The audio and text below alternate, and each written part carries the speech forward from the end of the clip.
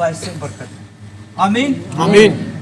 तो आए कलाम अक़दस में से आज हम सीखते हैं मत्ती रसूल की मार्फत लिखी गई यीशु मसीह की अंजील 19 बाब और 16वीं आयत से लेकर 22वीं आयत तक।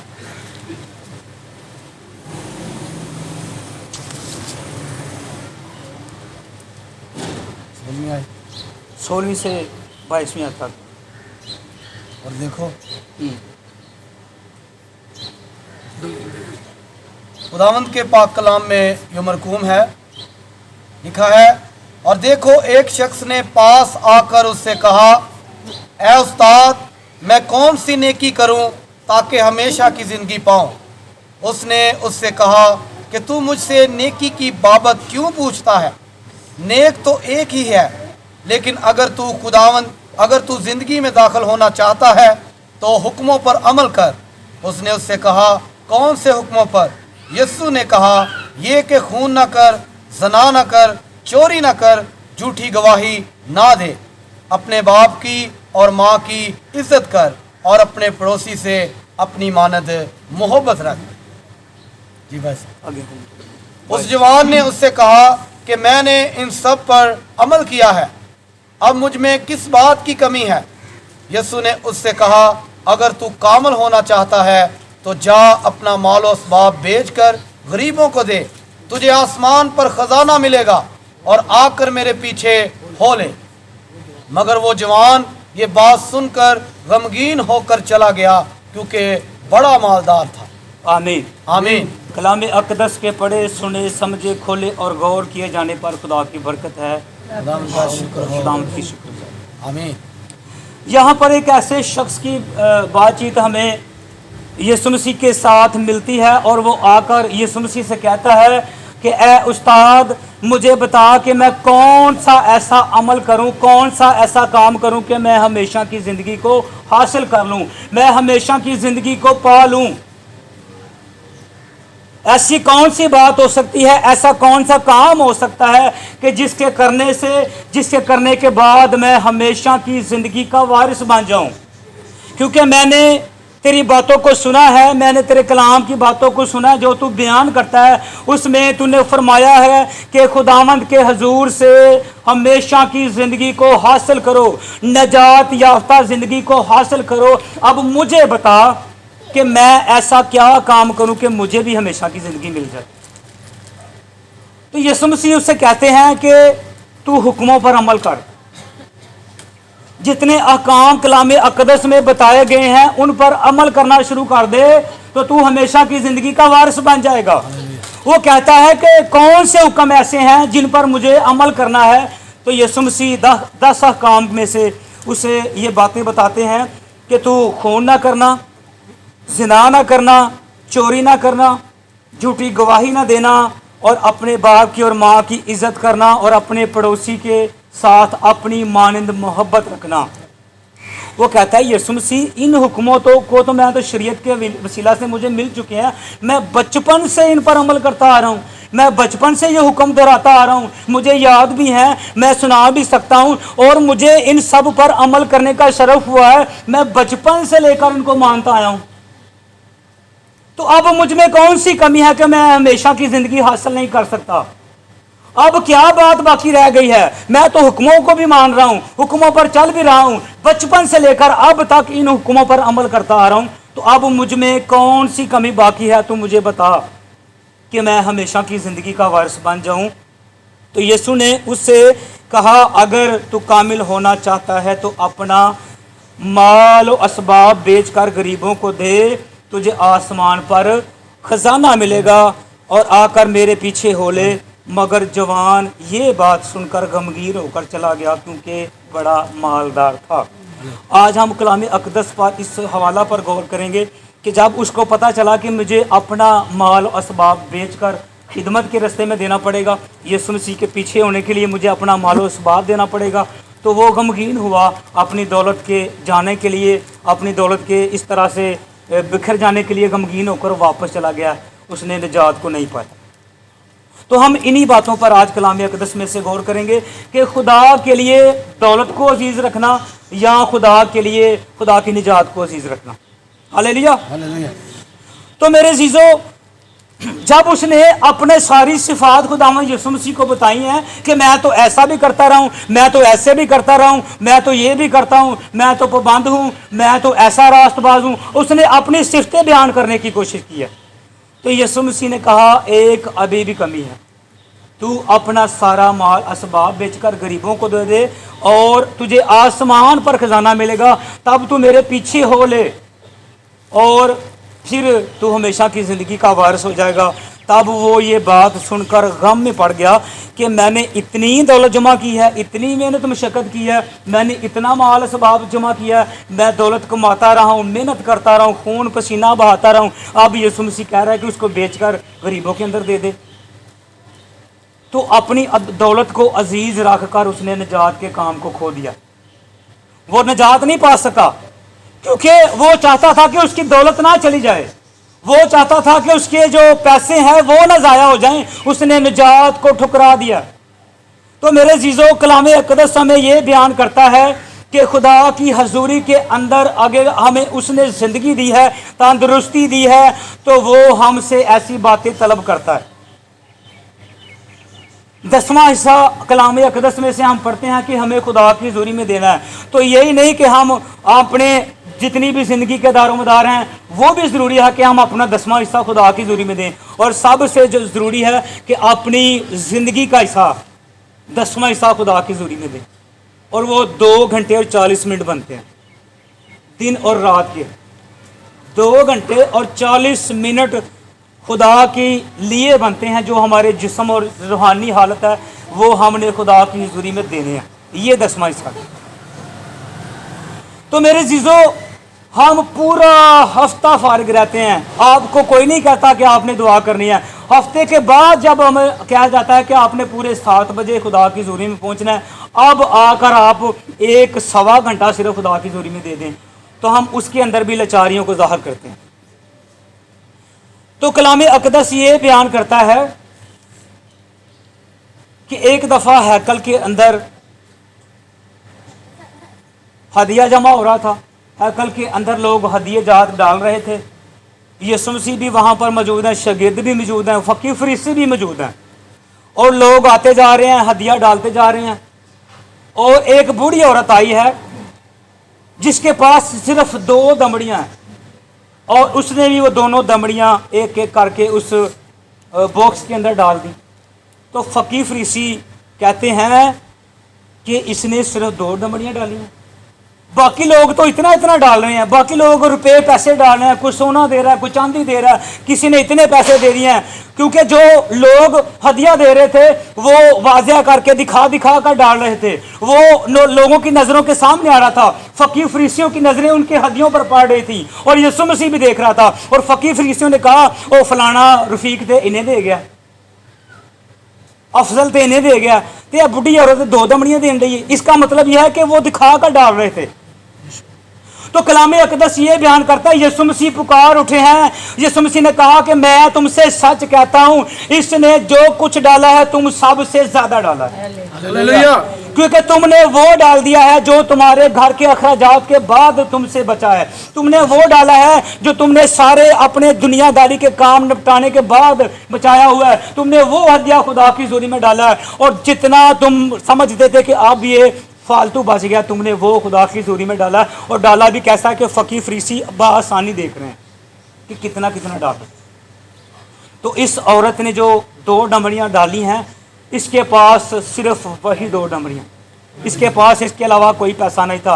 उसने इन 2 दमड़ियों को खुदा की हजूरी में अजीज नहीं रखा। उसने ये फिक्र नहीं की कि मेरे पास अगर ये 2 दमड़ियाँ मैं डाल दूंगी तो इसके बाद मैं क्या करूंगी, मैं कैसे खाऊंगी, मैं कैसे घर चलाऊंगी, मैं कैसे पहनूंगी, मैं कैसे सारे निज़ाम को चलाऊंगी। उसने जो था वही डाल दिया। तो यीशु मसीह कहते हैं कि इसने सबसे ज़्यादा अजर हासिल किया। तो जब हम दुनिया की फिक्रों के अंदर, दुनिया के सारे कामों में पढ़कर अपना हिस्सा खुदा की हजूरी में नहीं डालते, अपनी ज़िंदगी का हिस्सा खुदा की हजूरी में नहीं दे रहे, अपने ख़ानदान के वसीला से, अपनी ज़िंदगी के वसीला से, तो मेरे अजीज़ों कलाम अक़दस की रोशनी में आपको मैं बताना चाहता हूँ कि हमारी सारी मेहनत, हमारे सारे खून पसीने की कमाई, हमारा सारा काम काज करना, हमारा रोज़ी रोटी कमाना अबस है। कलाम अक़दस में लिखा है, जब खुदा ही घर ना बनाए तो बनाने वाले की मेहनत अबस है। लेकिन जब खुदा नजर करम कर देता है तो उसके थोड़े से ही माल में, मैं आगे आपको बता देता हूं कि जब खुदा की रास्तबाजी को हम पूरा करते हैं, खुदा के साथ चलते हैं, तो वो कैसे थोड़े से माल में आपको ढेरों बरकत से नवाज देता है। आइए हम आगे बढ़ते हैं, ज़बूर 37 की 16वीं आयत को निकालते हैं।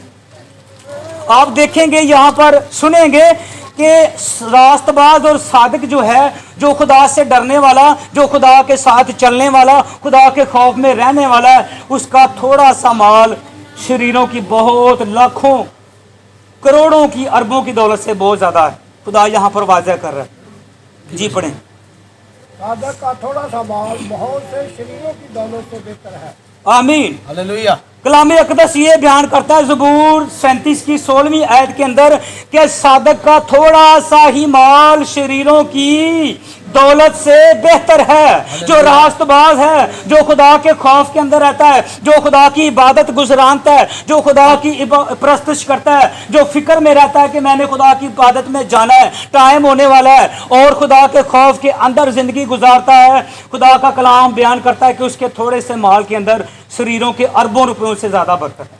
हालेलुया। हालेलुया। हालेलुया। यहाँ पर कहा गया है सादक। सादक एक लफ्ज़ है, वाहिद लफ्ज़ है। सादक एक की बात की गई है, लेकिन शरीरों की जो है वो जमा के अंदर बात की गई। इसका मतलब यह है कि शरीर 1000 भी हों और सादक एक हो तो उनकी दौलत खुदा की हुजूर में एक बराबर है, बल्कि उससे बेहतर है। अब सादक का 100 रुपया और शरीरों के 10 लाख रुपए। कलाम अक़दस बयान करता है, खुदा कहता है कि सादक का 100 रुपया शरीरों के उस 10 लाख से बेहतर है, क्योंकि सादक ने जो कमाई की है, रास्तबाज ने जो कमाई की है, उसके अंदर कोई भी मसला नहीं है। उसने हक हलाल से कमाई की है, उसने खुदा के डर के खौफ के अंदर रहकर कमाई की है, उसने लालच के अंदर कमाई नहीं की, उसने दुनिया के किसी फिक्र के अंदर नहीं, बल्कि खुदा के खौफ के अंदर रहकर नेक कमाई की है। और उसकी नेक कमाई का 100 रुपया भी शरीरों के लाखों रुपयों से भारी है, क्योंकि वो नेक कमाई है, वो रास्तबाजी की कमाई है। तो 49 ज़बूर की 6ठी आयत को कलाम अक़दस पढ़ते हैं। 49 की 6 आयत, ज़बूर 49 49।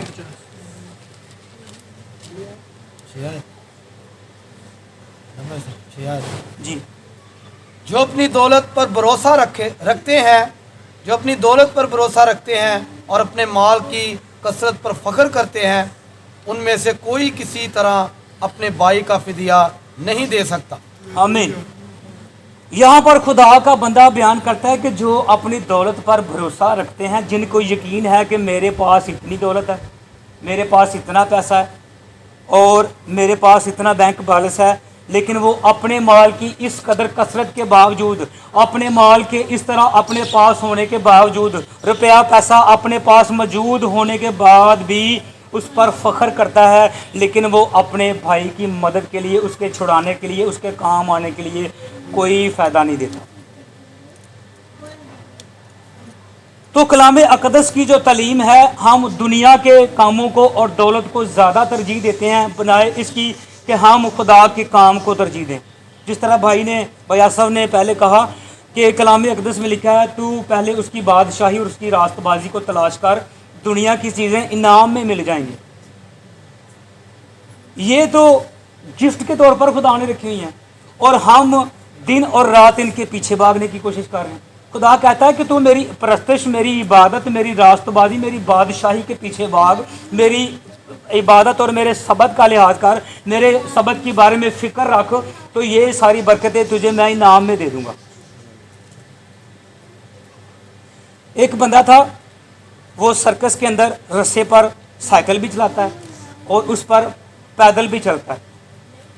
तो लोग बड़े खुश हो रहे हैं लोग कहते हैं कि ये बंदा कितना खूब है, कितनी इसके अंदर टैलेंट है कि ये रस्से पर साइकिल भी चला रहा है बगैर किसी सहारे के, और साइकिल पर रस्से के ऊपर पैदल चल कर भी दिखा रहा है। तो लोग बड़े खुश हो रहे हैं, बड़े हैरान होते हैं कि यार इसका कैसा टैलेंट है, ये गिरता भी नहीं है, इस तरफ से चलता है, दूसरी तरफ जा रहा है, दूसरी तरफ से आता है, वापस आ जाता है, कैसा अजीब टैलेंट है। तो सर्कस ख़त्म होने के बाद एक भाई ने पूछा कि यार तू इसको कैसे कर लेता है, ये कैसे तू इसको पूरा कर लेता है। उसने कहा कि मैं इसको इसलिए पूरा कर लेता हूँ कि लोग तो तालियां बजा रहे होते हैं, लोग तो दाद दे रहे होते हैं, लोग तो शोर मचा रहे होते हैं, सीटियां बजा रहे होते हैं कि तुमने बड़ा अच्छा काम किया, बड़ी तालियां, बड़ा शोर मचता है, लेकिन ना मैं उनकी छुट्टियों पर गौर करता हूँ, ना उनके शोर गुल पर गौर करता हूँ, ना उनकी दाद पर गौर करता हूँ, और ना उनकी तालियों पर गौर करता हूँ। मैं गौर करता हूँ सिर्फ अपनी मंजिल पर जहाँ पर मैंने पहुँचना होता है। अगर मैं इनकी तालियों पर गौर करूँ, अगर मैं इनकी दाद पर गौर करूँ, इनके शोर गुल पर गौर करूँ, तो मैं एक कदम भी नहीं चल सकता। मेरा फोकस मेरी मंजिल होती है, मेरा फोकस मेरी मंजिल पर होता है, मेरा ध्यान मेरी मंजिल पर होता है कि मैंने वहाँ पर पहुँचना है, तो मैं कामयाबी से पहुँच जाता हूँ। तो पौलुस रसूल कहता है कि मैं अपने उस निशान की तरफ दौड़े जाता हूँ जिसकी तरफ मुझे पहुंचना है, और जिस मंजिल को मैंने हासिल करना है मैं उसकी तरफ दौड़े जाता हूँ। मैं दुनियादारी को खुश नहीं करता, और ना मैं दुनियादारी को खुश कर सकता हूँ, ना मैं दुनियादारी के सारे मामलात के अंदर हर एक भाई बहन की खुशी को पूरा कर सकता हूँ। मैं एक ही शख्स को खुश करता हूँ, और वो है मेरा भर्ती करने वाला यीशु मसीह, जिसने मुझे भर्ती किया। मैं अपने भर्ती करने वाले को खुश करता हूँ। तो मेरे अज़ीज़ों, कलाम अक़दस ये बयान करता है कि दुनिया की मालो दौलत, दुनिया की दौलत, दुनिया की कसरत जो है, दुनिया की रंगीनियाँ जो है, ये हमारे लिए एक बड़ा जाल है। मैं कहता हूं कि दौलत कमाएं, बड़ी कमाएं, खुदा को बरकत दे, आपको ऐसी आसाइशें, ऐसी बरकतें खुदा दे कि आपके पास रखने के लिए जगह ना हो। लेकिन अगर उस दौलत के अंदर, उस कमाई के अंदर खुदा का खौफ नहीं है, खुदा शामिल नहीं है, तो उस दौलत का आपकी ज़िंदगी के लिए, निजात के लिए कोई काम नहीं। अगर उस दौलत के अंदर खुदा का खौफ और खुदा की हिकमत की बातें, खुदा की परस्तिश नहीं है, खुदा की इबादत नहीं है, तो वो दौलत आपकी निजात का बायस नहीं बन सकती। मेरे अज़ीज़ों, मैं चंद एक आयत कलाम अक़दस में से आपके साथ शेयर करने के बाद खुदा के कलाम को वाइंड अप करना चाहता हूँ।